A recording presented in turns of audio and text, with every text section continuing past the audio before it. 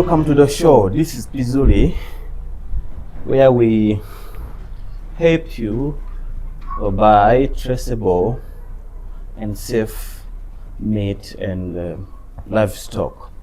So with me today, with Mr. Mugimba Isaac, a prolific farmer, a very well-informed person who definitely knows everything that has to do with chicken farming. So today I am telling you, whether you are a beginner, whether you are advanced, you're gonna learn every kind of detail you need to be able to do or make money with chicken business. And if I tell you that is well informed, trust me when I tell you, every detail will be broken down here. So this is Pizuri, and these are the kind of people we are meant to bring you. Not only will you be able to listen from him, you can buy from him, buy chicken from him. He has amazing animals that are well taken care of. No chemicals, no, it's just when they tell you organic is, although it's broiler, but it's really well taken care of, that you can rely on him. So I'm gonna be there for you. Ask him every question that you can ask him, and of course keep him engaging. You can ask in the comment section as well, so that if there is anything I forget, next time you can invite him again, and he goes more to details. And without delay, let's get into the show. Mr. Mugimba Isaac, tell us about yourself. Okay. And so that if someone doesn't know you, how do they get to know you? All right, thank you very much. I go by the name Mugimba Isaac. I'm a student at the same time. I am a farmer. That is my core business. I'm a Ugandan, ready to serve the Ugandan market and abroad. And I'm very proud today to have Vizuri visiting our farm, because it is going to make us diverse, and it is also going to help us in terms of marketing what is good, because if two good people pattern, it means a full service is going to be delivered. I'm very proud to have you here today. Wonderful, wonderful. So Mr. Mugimba Isaac, had you say you are a student, but we know very few students usually do what you do. So what did inspire you to come up with the idea to start farming chicken? I'm a student at Makerere University doing organizational psychology. It is basically... And it's master's, isn't it? Yeah, master's in organizational psychology. It is the amazing thing. Everyone would expect the course that I'm doing to be connected to maybe agriculture, something like vet. Yes, yes. Unfortunately, it is not. But in the long run, it intertwines with agriculture, because in the long run, when the company grows, when the farm grows, it has to become, when the farm grows, it has to become a company into an organization, and we need an organization psychologist, we need a human resource, because we shall be having many workers, issues like that. So their welfare will be catered by an organization psychologist. So I need myself in business. However, what inspired me into this business wasn't, it was basically my interest, my love for animals, for birds, because by then I was still young. I was around 18. I was a teenager actually, but with time I realized in my passion there is a financial attachment. I can do what I love and earn from what I love. That's how I came up to be a farmer, an interested farmer, motivated farmer. So in the beginning, like I told you, I was actually still a teenager. I was in high school by then. I used to rear rabbits, I had some goats, I also had chicken, local chicken, the local breeds. And I used to rear them to get, they lay eggs, I sell them in the market. These eggs were very expensive compared to the ones that we have. The local birds' eggs, each was 1,000, minimum 800. You get that? Yes, yes. So I realized there is business. But in the long run, when these birds become many, their feeding becomes exotic. Then you have to buy food like these ones. Then they cease to be local, because local birds have to hunt for their own feeds, small insects, Yes, when they yes. accumulate that, they bring up a local egg. Wonderful. So when I got interested in the business, I had to accumulate many local birds. So when I accumulated many local birds, there got to be insufficient feeds to be hunted for them, for them to hunt for their food locally. So I decided, I began to buy food for the chicken. So when I bought this food, the eggs turned out to be, exotic and no longer local, which was not appreciated by the market. So I realized I cannot rear these birds in large quantities. You get it? When I get it to large quantities, I'm going to lose the quality of the egg that I wanted. Yeah. So this limited also my financial benefit from the business. Yes. So like that, I got also advice from friends who are farmers. I started copying, and I looked at, they were making some good money compared to me, who had very few stock. You get it? So I decided to switch. Of course, there are very many options. There were layers, there were broilers, there were broilers. So I decided to switch into something that is favorable. I opted for broilers. They don't need a lot of space. They grow very fast. And you can rear them, they are suitable for modern farming. Unlike layers, they need someone who is probably in the village, sparsed from neighborhoods, because they don't need a lot of noise. You get it? They need fresh air, a lot of fresh air, like trees around, which cannot be done here in town. Here we have houses around. You get it? So you cannot do such farming in central. Okay. So I opted for broilers that can be done here. They just need fresh air, good feeding, good, everything should be done on time. They are a little bit delicate, but as long as you're interested in what you want, the delicacy ceases. It just becomes part of the role. You get it? Yeah. So that's why I usually say that it's important to understand your why. See, before I even ask him, he already knows the reason why he is doing what he's doing. Like, I don't want to ask him, why did you choose broilers? He already answered the question. Because they don't have a lot of demands like other chickens that requires good natures and all that. So if you're in town, you're here in the city, and you want to do farming, you have got to answer. So now that there's also something I learned, as you're saying, is like, what makes a chicken local is not that it's just local breed. It also has to do how you feed it. Yeah. It has to be, if it's local, it has to be moving around. It has to feed locally. It has to eat to feed itself and all that. Yes. And that's exactly what makes it local. Wonderful. That's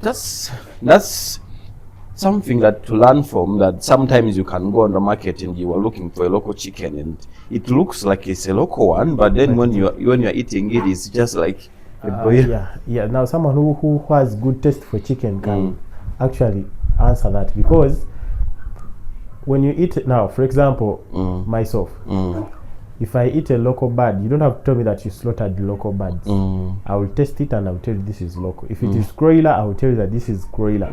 If it is broiler, these ones, I also tell you that this is a broiler. And if it is a layer, I know how a layer tastes. Okay, it is all chicken, but because of this experience in testing, you can now differentiate.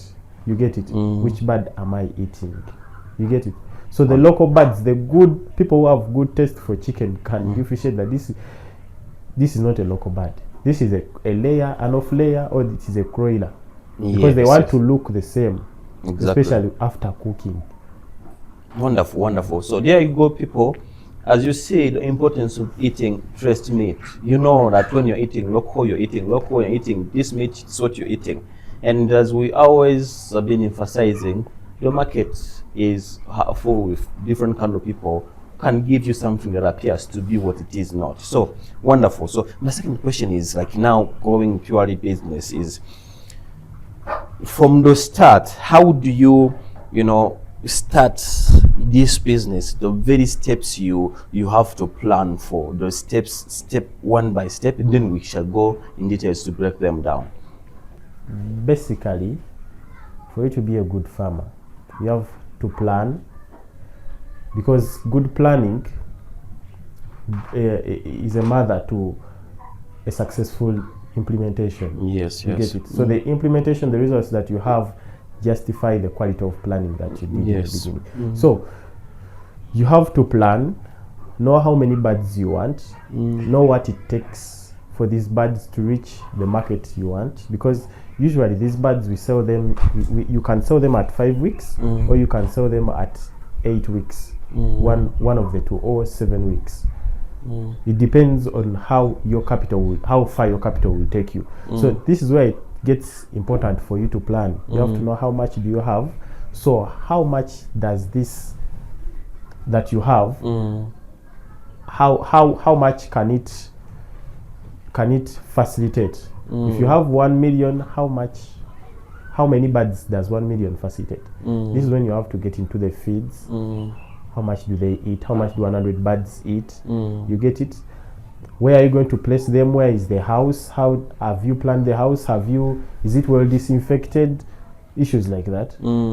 The feeds, where are you going to get the feeds that are going to be feeding the birds throughout to the market day? You get it?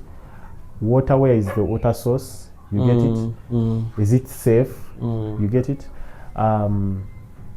Then after all that, you have to know the market. At what stage are you going to sell your birds? Is it at 5 weeks, or is it at 7 weeks? You get the point? If it is at 5 weeks, which people do you need? You get it? If you are a first time farmer, and this is your first time to rear these birds, once you know you're going to sell them at 5 weeks, you should now begin collecting some few contacts of the capable customers, customers who buy birds of that size. You get it? If you're going to release your birds at 8 weeks, you should collect some contacts, maybe 5 or 4 of people who buy stock of that of that size. Then if you have that, you are good to go, because it means you've planned from the day your chicken are going to arrive at the farm to the day they are going to be released onto the market. You get it? But basically what you need is the finance. As you plan everything, make sure the funds that you need in total are actually available. What's the minimum capital that one should, at least a minimum capital one should put aside to be able to do this kind of business? Averagely, you should budget for 1M per 100 birds. Averagely. Now this is independent of the market dynamics. Sometimes you have high demand, sometimes you have low demand. But at least if you have a minimum of 1M, you can negotiate your way out in case of anything, because the extra charges will be very little. You can borrow from someone, someone can push you a little bit, because if you already have your 1M and extra charges come in because of the low demand, you may not go beyond 100,000 extra. Just something, you just have to be flexible, but at least the 1M should be available. Yes. So now, as we talk about the minimum capital, and all that, I remember that a lot of people fear to rear chicken, especially these ones. They used to say they have a high mortality rate, that you can bring 100 and you lose 50 of them, and you have to count for that. Why do people, what's that, and is it true, or what's wrong with chicken business? That you've said is fear. It is just fear that maybe some failed farmers implant into future farmers, capable farmers. You see, when, for example, you want to become the president of Uganda, and then I tell you, You see, the one that is currently the incumbent president is just beginning. You get it? He has ruled for 40 years, and is just beginning. This is it's going to get your morale down. You get it? But yet there are chances that you can actually win the elections. There are chances that you can win, and the president can give up the seat for you. You get it? And you can be the president of Uganda. But because some may be failed politicians, you get it, they try to bring in excuses for their failure. You get it, to make you hopeless, and then you end up giving up. So it is the same to birds. Not every farmer has been successful in agriculture. You get it? Some farmers have been reckless and they have lost everything. You get it? Sometimes it is situational. You may be here and you cannot do farming because your neighbors they just maybe they don't want it. You get it? Issues like that. You may be farming and maybe in your place there is no market. You get it? Or you may be a farmer and you don't have interest in what you are doing. So these all, they get you into a deep ditch. Earlier when we were discussing, you used the analogy of that just like a country where the government take care of their citizens. They do vaccinate them, they put them to the hospitals, and all that, the mortality rate goes down. So it's like it's more about care that you give to your chicken, that it can drastically take away even the mortality rate, and you bring 100 and you say 100. Like that's the analogy you used. Yeah, that I used it because now that is to the part of to the side of the farmer. You the actual farmer. You get it? Apart from following the rumors, have you done what you're supposed to do? You get it? Have you vaccinated on time? Are you feeding are you giving good feeds? Are you are you buying from the good company? Have you played your role before you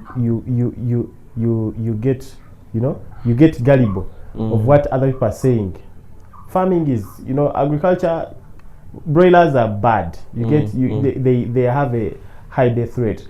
It is hard to market them. They die very fast in case they get sick. They are very delicate. They need a very, very strict environment.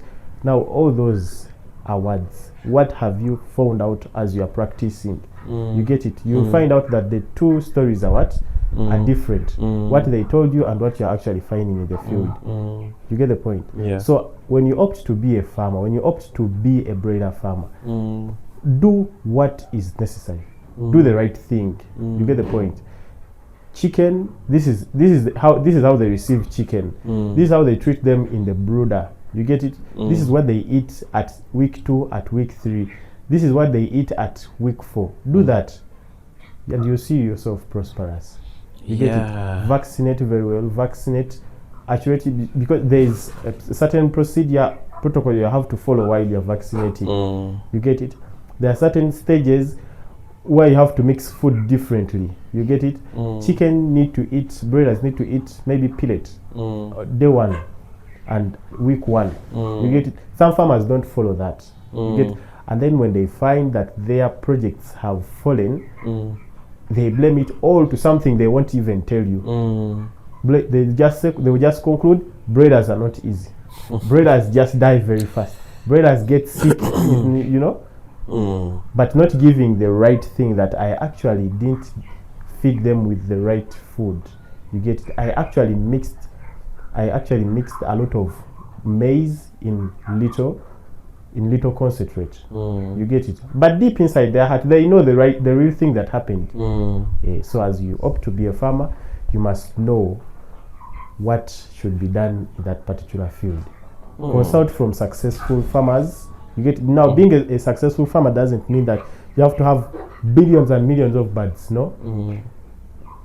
As long as your chicken gets to market on time, it means you are doing something good.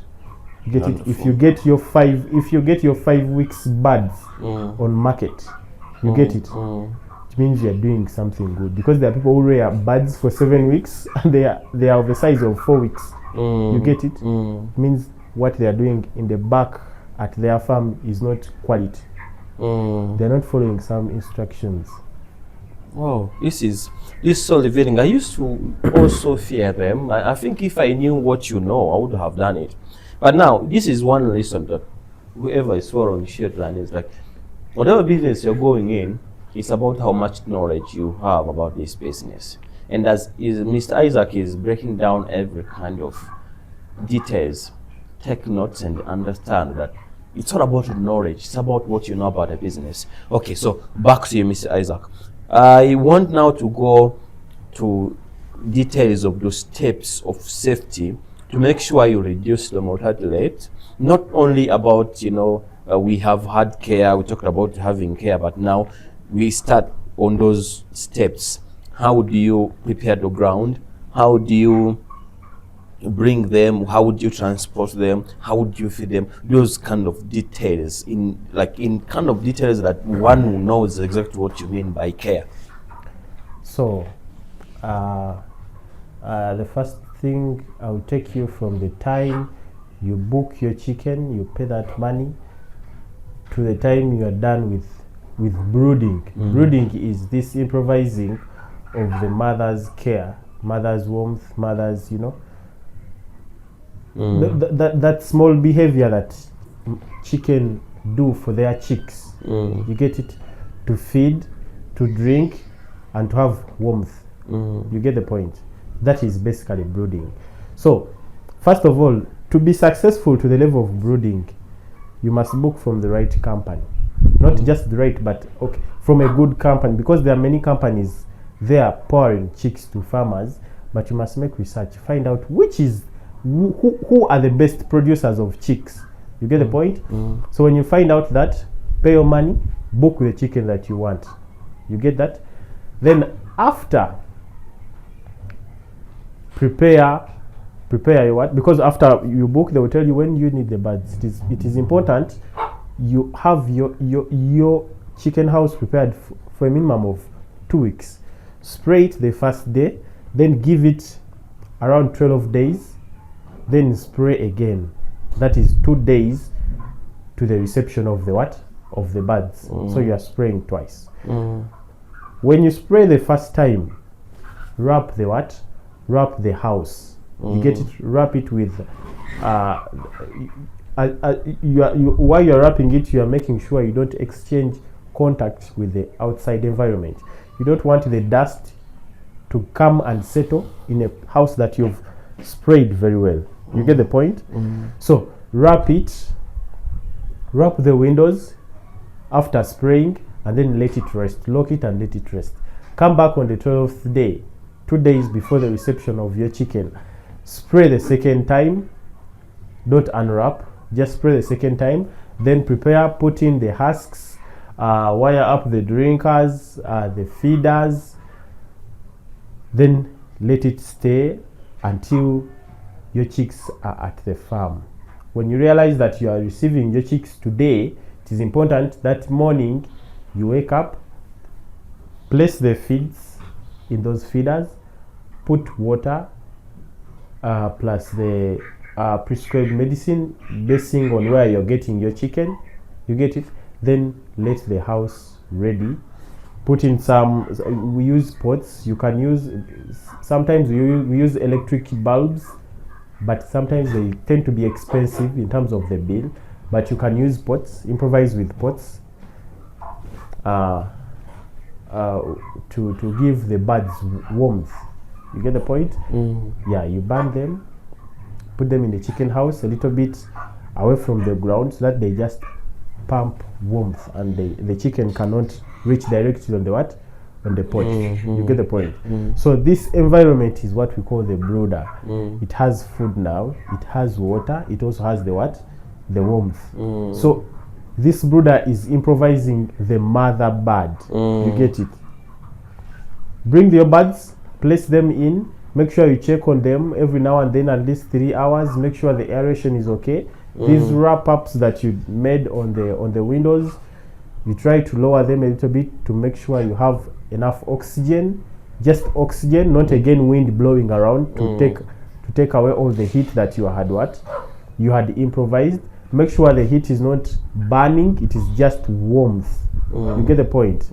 Just enough for the chicken to feel comfortable, not to burn the chicken. You get the point? You should make sure this house, when you also enter, you are okay. You can stay there for hours. You get it? You breathe very well, not you entering and then you sweat in 5 minutes. It means the heat is too much. Then reduce it. Again, you shouldn't enter and the place is so cold. It means also the birds are what? Are cold. But you can also identify whether the birds are feeling hot or cold by the way they behave, because they communicate. When they gather around, it means the brooder is what? Is cold, and therefore they are trying to improvise extra what? Extra heat from within themselves. And if they scatter on the walls, at the extreme walls, it means the heat is too much. They even want to move out. So in simple terms, the distribution should be equal. They should be equally distributed. You get the point? Then that is a sign that everything is going on when they are just comfortable. One bird doesn't need the other. You get the point? So you try to check on their feeding. If they are feeding well, you try to check on the you touch the crop. It should be having food with water as well, not food alone. When it has food alone, it is very hard. When it has food and water, it feels like inside there is kind of porridge, kind of soft.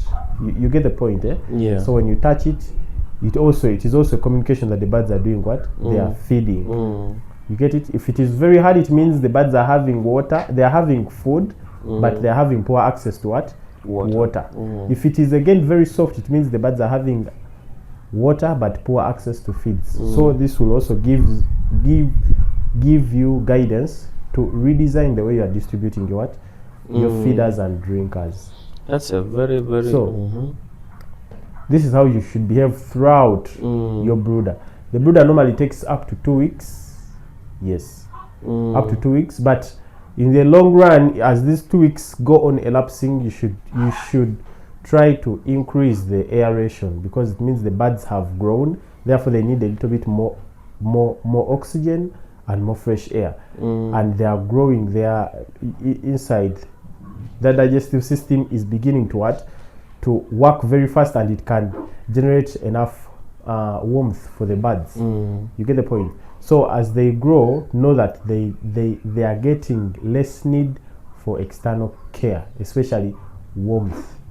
Yeah. You get it? So you try to reduce the pots or the heat, and also you increase the aeration slowly. As a farmer, you should be intertwined with your work.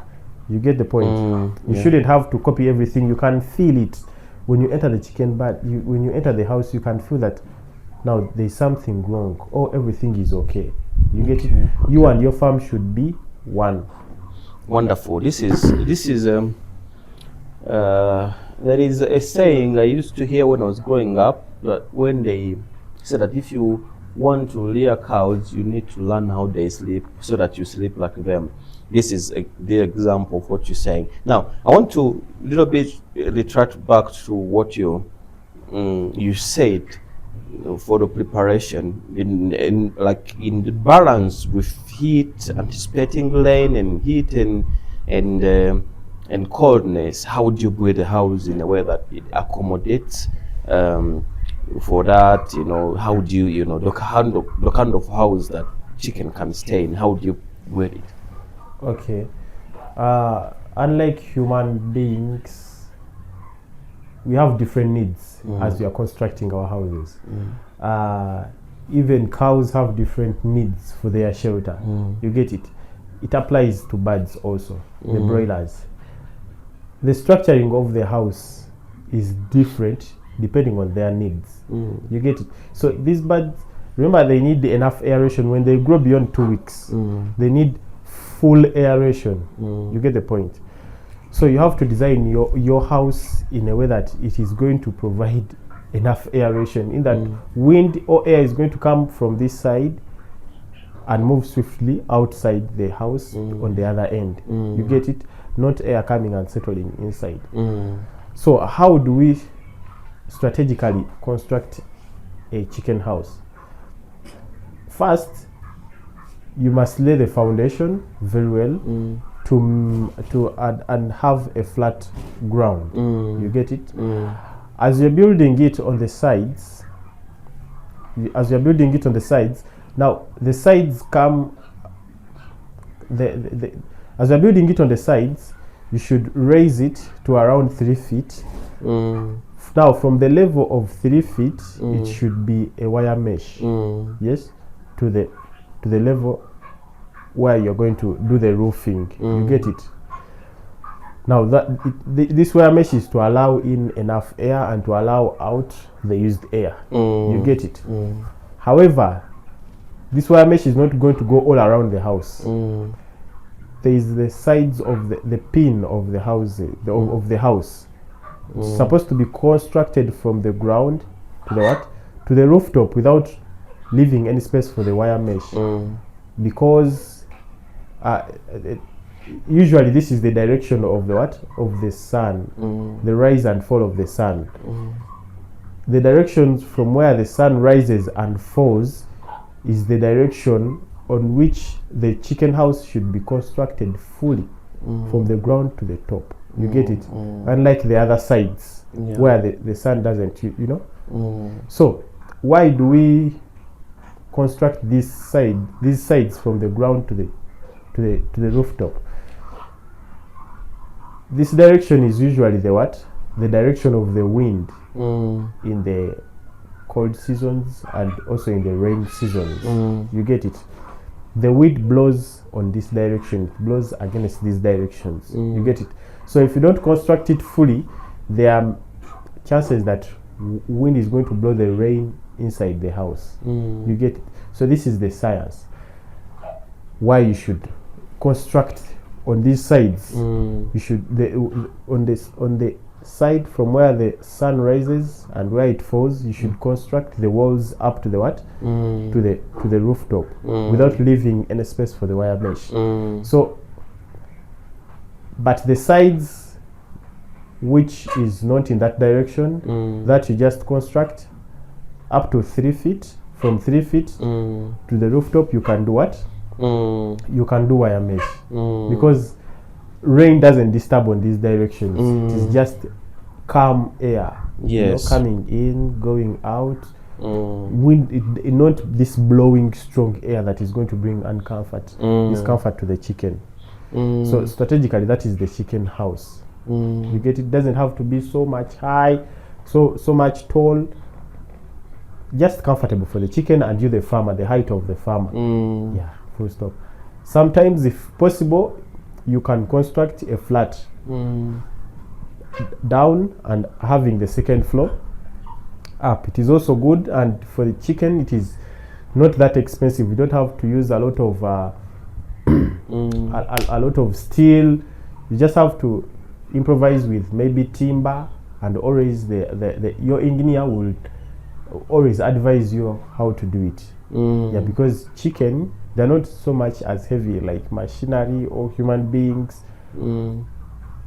You can do it cheaply and have a flat for your chicken, especially for the modern farmers. You can use flat houses.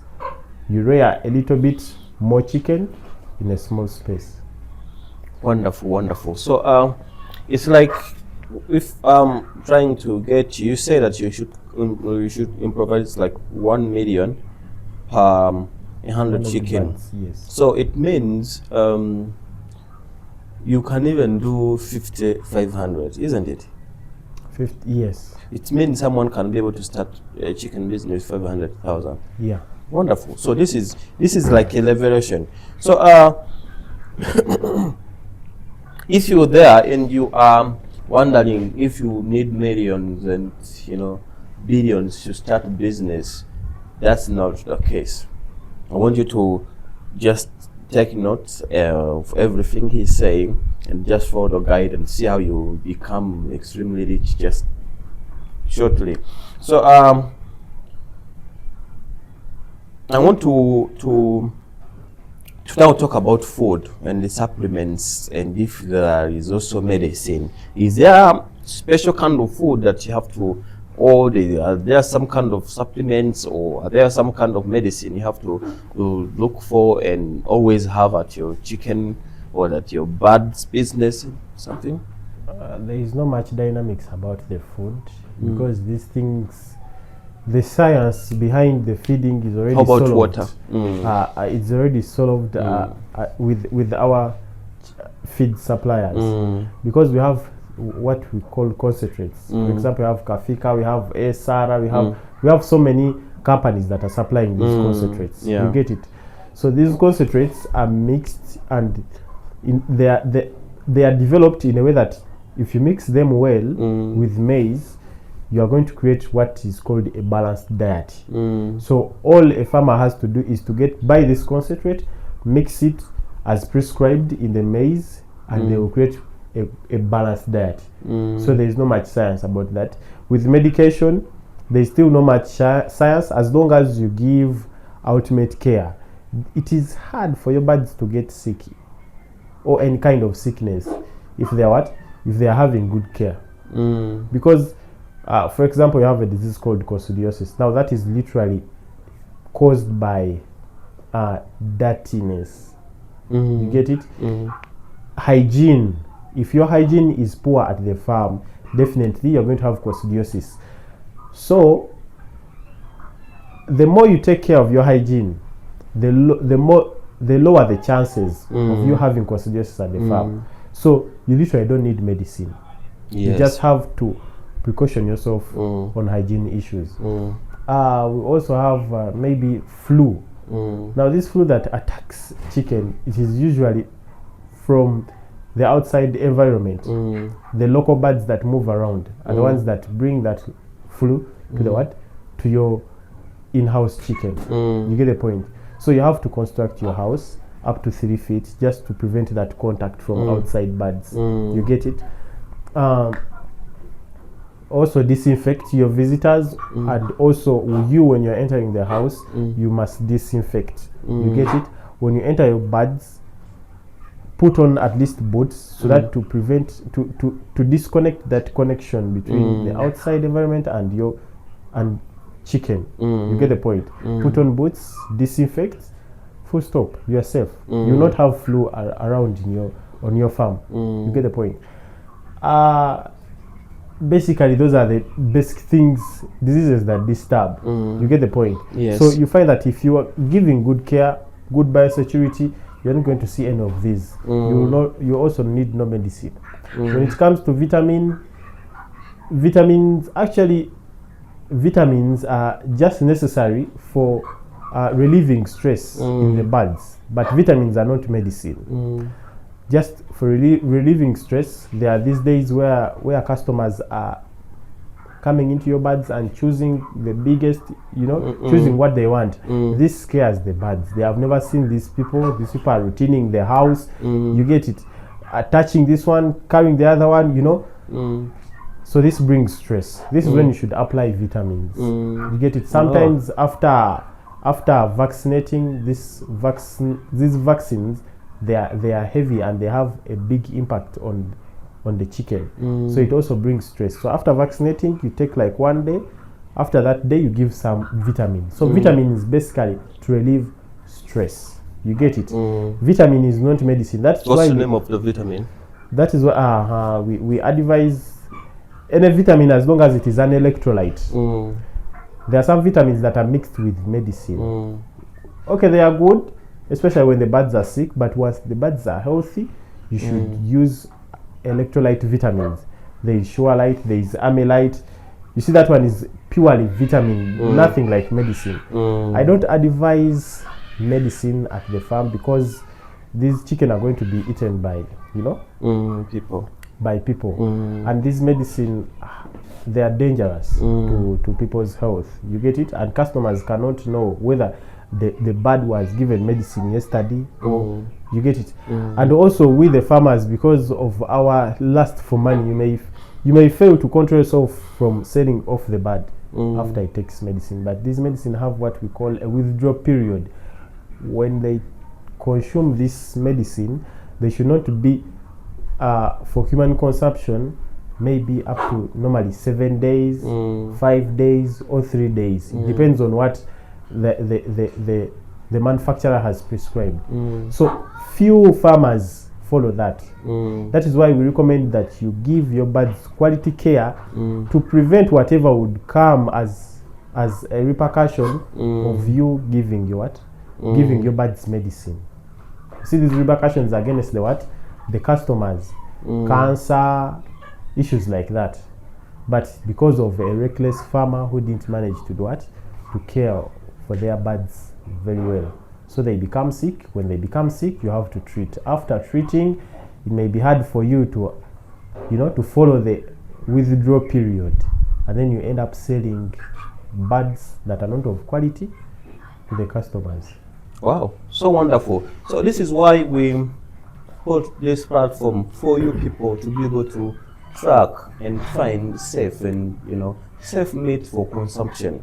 Because as we always say, not all people who are ethical, there are people who can't do anything for money. Like whether they give you chemicals, they don't care as long as you pay them. And this is why we fund for you good people who really care as much as you do for your health. So wonderful. So back to you. Now let's talk about the kind of food and the quantity and also water.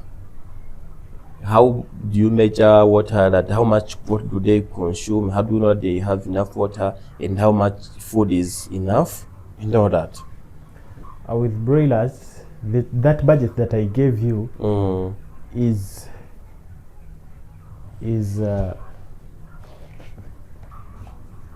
it feeds the birds unlimitedly. With broilers, we don't measure for them food. We don't measure for them that like today I'm going to give them 5 kgs, tomorrow I have to give them 6. No, you just you give them, you supply them, they eat what is enough and they leave the rest. You get it? Because for them they grow very fast, and this pace at which they grow, it means they consume a lot. Wow. You get it? So they have to absorb, they change a lot of food into flesh. You get it? That's why you also have to give them without measuring. You just supply them. They eat. After eating, they will rest. You get it? When they rest a little bit, they will wake up again and eat and eat and eat. You get it? That's why they grow very fast. They eat a lot. And as a farmer, you must know that this is the kind of business that you have joined. You have to have the money ready. You have to have the feeds ready day and night. Your job is to what? To supply. So it's the same thing with water. Equally to water. Just give enough water. When you see the drinkers reducing, water is reducing, don't wait for the water to get done. Refill, because this is what they want. Basically, these are machines that transform food into meat. So if you supply less, they also give you less meat. You get it? But remember, with broilers, you are working against time. You get it? You want them to grow very fast, that you can sell them on market, then get another slot. But let's talk about the type of food. Is it maize? Is it millet? Is it also water? What kind of what is it? Rain for, or is it from the tap? Is there any thing you put in water? Those kind of things. Like I told you, the dynamics of the feeds is done by the suppliers who give you the concentrate. Basically, what you add in that concentrate is maize, plain maize. Yeah, they will just with broilers, unlike layers and other. But with broilers, you get the concentrate, mix it as prescribed by the producer. Mix it with what? Maize. Full stop. Either starter maize, grower maize, finisher maize. Now with starter, grower, and finisher, it is a description of the size of the broken. You get it? Like if the chicken are young, the maize is broken to a size of starter. If the chicken are maybe 3 weeks to the 4th week, the broken maize is broken to the size of grower, medium size. If they are 5 weeks and above, the maize is broken to a size of finisher. So that is what the terms mean: grower, finisher, and starter. You get it? So, but without that, for example, at starter level, usually we mix the maize and concentrate at a ratio of 1 to 1. 1 kg of maize to 1 kg of what? Concentrate. Now this is starter level. At grower, we usually mix 2 to 1. 1 kg of concentrate and 2 kgs of maize. You get it? At finisher, we usually mix 1 to 3. That is 1 kg of concentrate and 3 kgs of what? Of maize. But this is according to your supplier. Some suppliers differ from that, but basically, usually that is the way about. Yeah. Wonderful. This is so informative. You didn't talk about water. If it's just any water you get on the tap, or if there is an treatment you do on water or something. The water is not that disturbing as long as it is fresh. It can come from the roof, it can come from the tap, it can come from the well. But as long as the well is distant from toilets, usually tap water is good. Even if it is from the rooftop, as long as the collection point, the tank where you're putting this water is safe. There are no worms inside. Usually after a particular slaughter of the chicken, you clean it, you get it. There is no problem with rainwater. Apart from rainwater is disturbing when it comes to vaccinating. You shouldn't vaccinate using rainwater. Yeah, you should use either tap or well. But also the tap water you should have harvested it 24 hours back. Okay, because there are some chemicals that react with the vaccine, which may disturb the vaccination process. Okay, so in simple terms, considering how we feed and all that, there is no such thing as overfeeding. Well, there is no such thing as like they have taken too much water. There is no such thing. There is nothing. Only that you should be conscious of underfeeding. Yeah, you should make sure the feeds and water they don't get done. Wonderful. So now I want to ask you 2 more questions and we close this. One question is are there things that you should avoid at all costs? Things that you should avoid at all costs. These are the do's and these are don'ts. Don't do this. This one you should make sure you do it consistently. When it comes to broiler farmers, what you should be a die-hard on, I think it should be on the side of finance. You should fight to the last breath to protect your capital. If it is 1M, protect it year to year. Because the day you lose that 1M, it means your skill is useless. Because you cannot apply any of the knowledge that you have in your head without capital. Yes. You get it? You'll have it and die with it. So one thing that is going to bring your knowledge to life is capital. So you should fight for your capital to the last breath. Make sure you protect your birds from dying, because in them there is your capital. After selling your birds, you have your capital, you have your profits. You get it? As a wise farmer, dedicate some profits to the what? To the side of the capital, so that you grow. Next time you don't bring 100 birds. Next time you can bring maybe 110, 100, so that you grow. The more you dedicate what? Profits to your what? To your capital. And then when you receive your money, you've sold and you have your capital, you also have your profits, all the money is around. Now it comes into the discipline, your spending discipline. You get it? This is not the time that you should think about bars. This is not the time that you should think about outing. You get it? Come back and replan for this money. You get it? Reinvest it again. You get it? I usually advise farmers to have at least 2 slots As one is growing, bring in another one. So that by the time you sell the first slot is on market. The second one you are having is already demanding the money you are getting out of the first slot. This will help you to be disciplined, not use your money recklessly. You get it? It keeps on cycling, but in this cycling, it is growing. This is how you come from 100. Eventually, you are at 200 baht. Eventually, you're at 500, 1,000 baht, and you ask yourself how it came about. How come you didn't eat this money? It is because by the time you have been selling always, there is another demand. There is a new slot, young slot, wanting food, wanting, wanting maize, wanting concentrate. So you end up not eating the money, but instead reinvesting it into the young slot. So that is one of the tips you can use to save your capital. Yes, and then also making sure you don't go in the chicken house without disinfecting. Make sure you don't, if you feed them on time. Those kind of So those ones are key. Caring for your chicken is key, because once you don't care for them, they are gone. When they go, your capital is gone, and you only have your head with your knowledge and the history that you've ever had chicken, memories, issues like that. But basically, protect your capital at all means. People have problems, and problems will never end. You get it? When people know, and you see, broiler farming is a delicate business that it is one of the signs that someone has cash ever. You get it? Because you are going to be having cash. You are going to sell all, for example, you have 1,000 birds.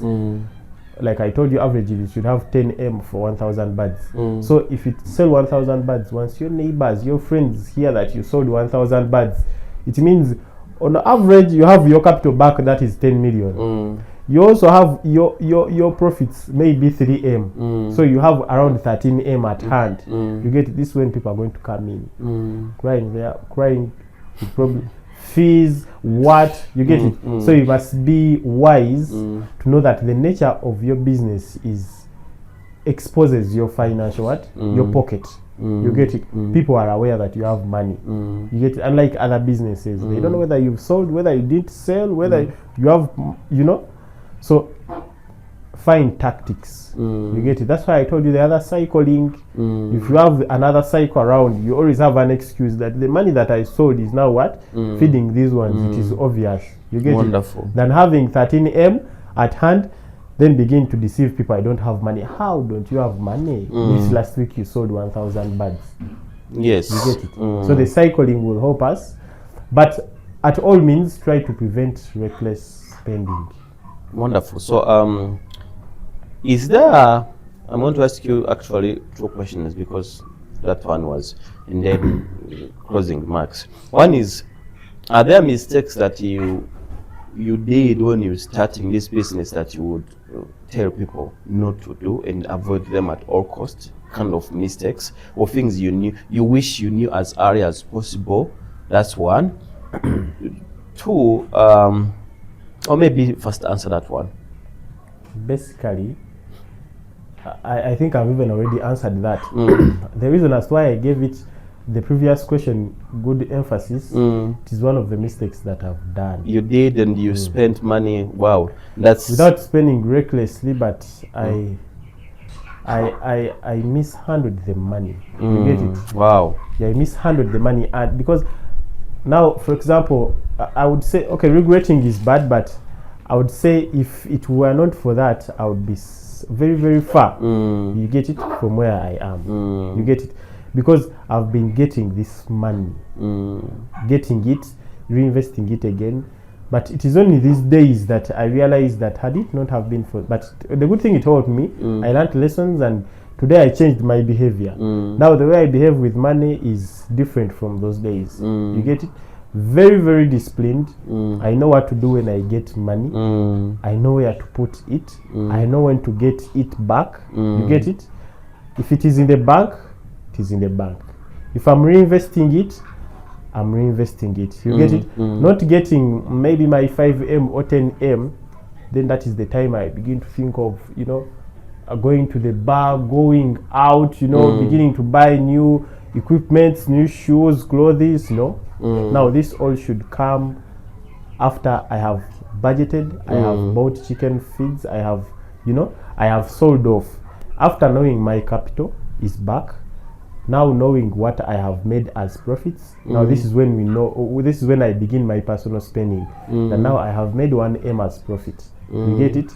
This 1M maybe 500,000 is joining capital. The other 500 maybe is mine. You get it? That's when I know that now I need a shoe. Now I cannot buy a shoe of 400,000. I know that I need something of 100 because this is where I fall. You get? I only have 500. This 500 is one that is going to feed me until the next harvesting. You get it?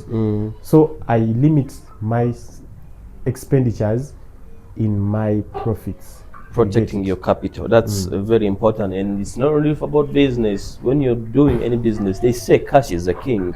So protecting your capital is one of the crucial and very important things. Is there anything you think that maybe also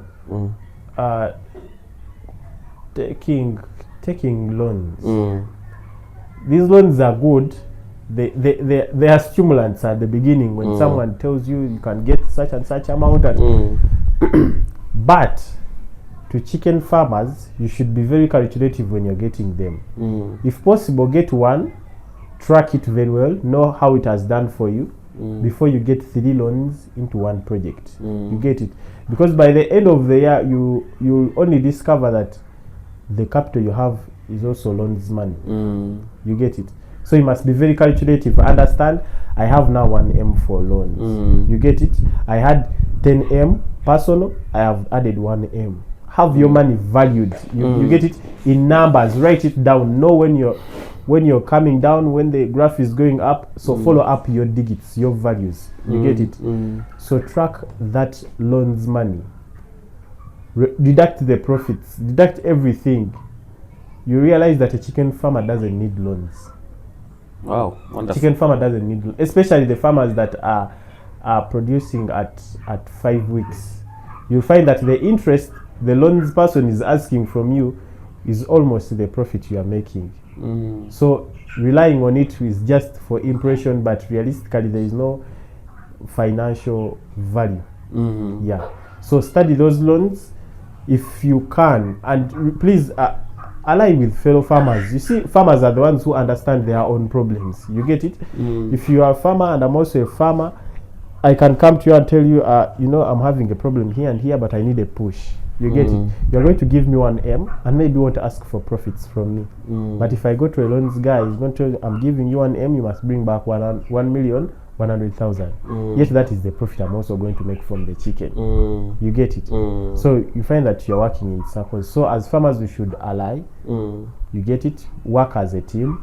And also dealing with these the customers that buy from us from the markets. You get it? Please desist from lending to them, borrowing them chicken, and then you give them chicken, then they promise to bring you the money maybe after 1 week or after 1 weekend. Please don't allow that, because with the issues of food, especially chicken, they never lose market. They either go slow on market, but at least they will always go. You get it? Than giving this guy all your slots, 500 birds, he goes with them on a truck. What if he doesn't come back? Yeah, you get it? What if he doesn't come back? What if he gives you money late and you're missing out on rearing slots? You get it? At least sell slow to sure deal customers. If you are to lend or borrow people, let them be trusted. The people that you know, we've worked for quite a long time. I know where he stages. You get it? I'm in a good relationship with him. I know some information about him. His friends, they tell me he's a good person. You get it? Than just doing guesswork, because you're excited someone is bringing 1 million on the table, so you're giving him 500 birds. Literally, he's paying almost 2K per bird that he's taking. What if he disappears? You get it? And you don't have trace for them. You can. That's why I told you, protect your capital to the last breath. But if someone like that goes with your money, you see how you remain you and your experience? Yeah. Without business. Wonderful. So is there anything you think that is very important, especially to this sort of business that I have not asked you about? The chicken project is wide. Whoever is seeing this, they have to know that it is wide, and besides being wide, it is dynamic. It is changing every day, every year. You get it? What I have shared today may not be the sole knowledge about chicken. You get it? And then it is not fully covering everything that you should know. I've talked briefly about the brooder, but there are books with pages talking about brooder only, and then there are books with pages talk about the market. You get it? Market dynamics and different diseases, different treatments, different vaccines. So as a farmer, you must be a researcher. You get it? Now, besides being a researcher, not literally in books, you should go. You should how do they call it? Workshops. You should visit workshops. These workshops are normally organized by the companies that give us feeds and chicken. For example, Ken Chick, Yuga Chick. Those people normally organize workshops to facilitate their customers into the business and teach them more. You get it? So these workshops are usually free. You get it? The aim is to educate us so that we farm more, because when we farm more, we are going to buy from them more when we are interested. You get it? So please make use of these workshops whenever you hear about them. When you reach there, ask any sort of questions, because these veterinary doctors that are there and service providers that are there, that is their job. They are going to be paid. Please ask them anything. You get it?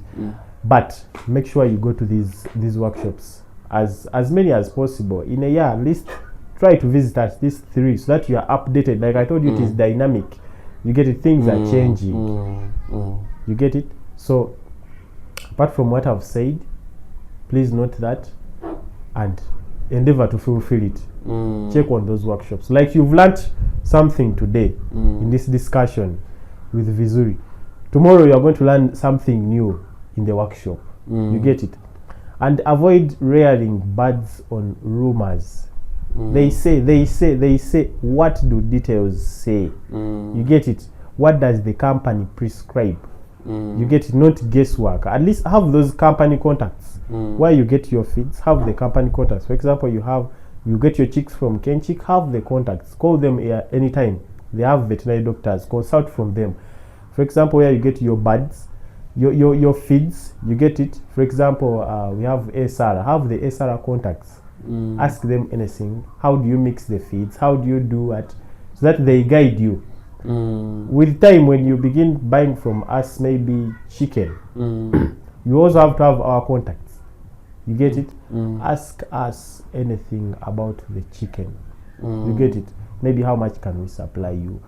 Issues like that. Definitely, yeah, definitely. Yes.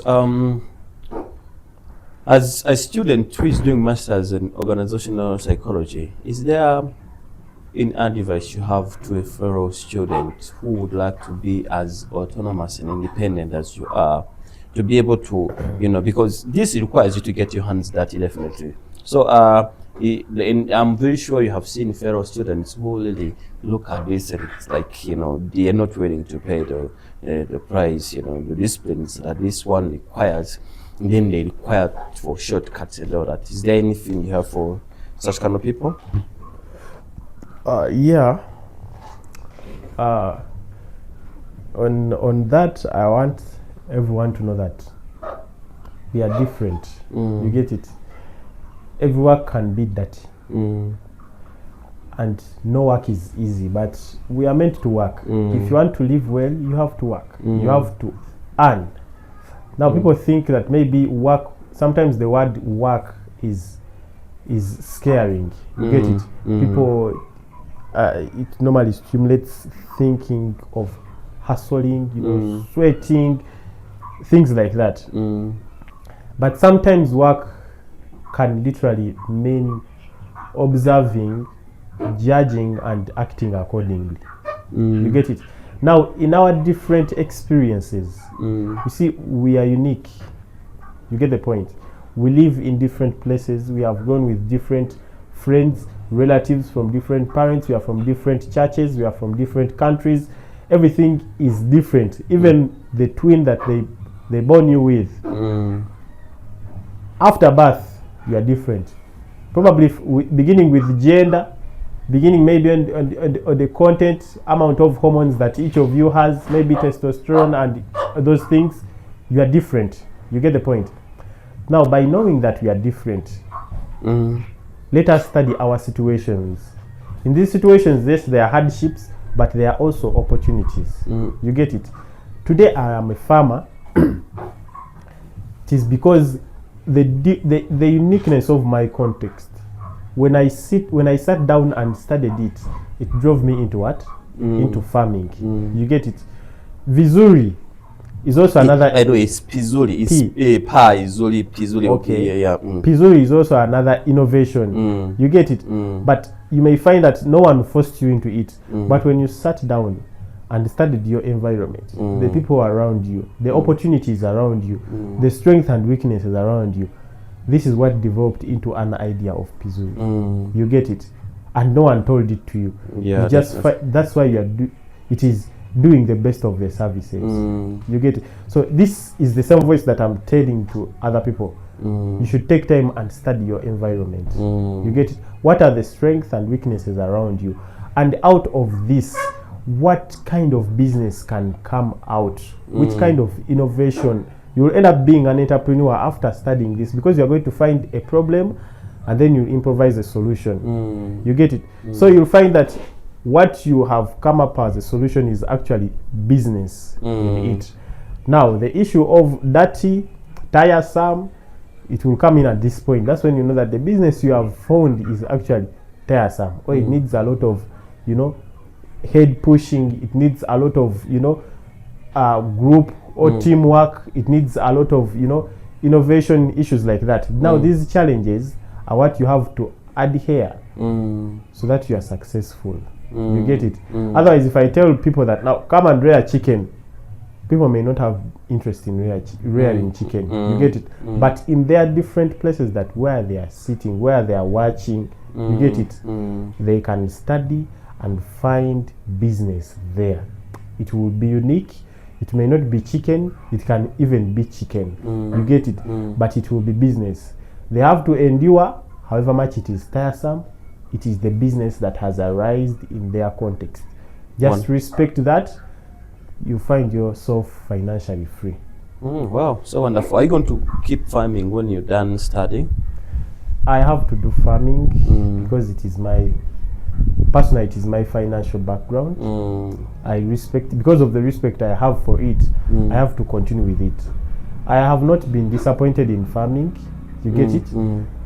Why should I leave farming? Wonderful. I can't leave farming because now all I have to do is the other things that I'm doing. For example, the education that I'm taking on, organization psychology, I just have to integrate it with what I'm doing practically, so that the two, when they are intertwined, can be interdependent. You get it? Like I told you, one day this farm, the prospects that I have is it shouldn't be just a local home ground thing. You get it? I want it to reach an extent that I supply, I have distribution centers, I have offices, I have, and it is a company. It should grow into a company that grows chicken, that hatches chicken. You get it? That distributes chicken. You get it? So when you reach that extent, it will need now my profession, organizational psychology, because it's now an organization. I have workers, I have managers, I have frontline managers, I have people on ground. You get it? Those people as a team, they need a head. You get it? They need a human resource. You get it? Who is going to take care of their welfare, who is going to understand them, who is going to negotiate on behalf of the organization with them. You get it? And in the long run, you find that the farm, the organization that we've developed, and the humans that we are working with are intertwined. You get it? We are a team. We are satisfying each other's needs. You get it? And that's how we shall survive. I'm not looking any soon leaving the business. Wonderful, wonderful. So thank you, viewers. As you have seen, this has been so informative. It's rare to find someone who breaks down things like Isaac, and he has given you. So give us a like and subscribe and share this to any farmer you know, and let them know that we have a farmer who is ethical, and you can buy from him knowing that the chicken you buy from him is really safe for consumption. It won't cause you any harm. Yes, and besides for that, visit Pizuli, pizuli.com/